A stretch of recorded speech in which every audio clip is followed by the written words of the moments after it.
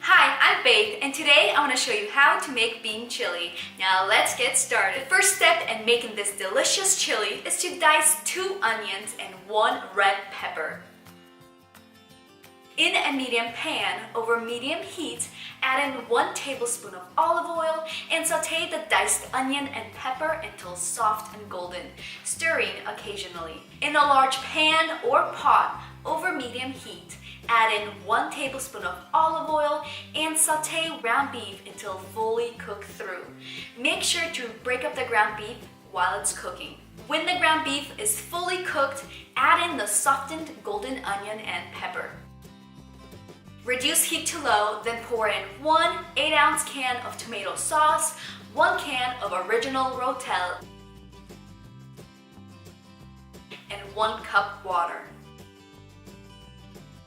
Give the chili a quick stir and let it cook while you drain your beans, which is 1 can of white beans, 1 can of black beans, and 1 can of kidney beans. After you drained and rinsed your beans, add them to the chili. Afterwards, add in the seasoning, which is 1 teaspoon of salt, 1 tablespoon of cumin, 2 tablespoons of chili powder, and ½ teaspoon of paprika. Stir to combine and cover the pan with a lid. Simmer the chili for 1 hour, stirring occasionally. After the hour passes, your chili is ready to be served. Add in your favorite toppings and enjoy. Now let's taste our bean chili. I personally love dicing up some avocados and green onion for the topping, but you can add any toppings that you like.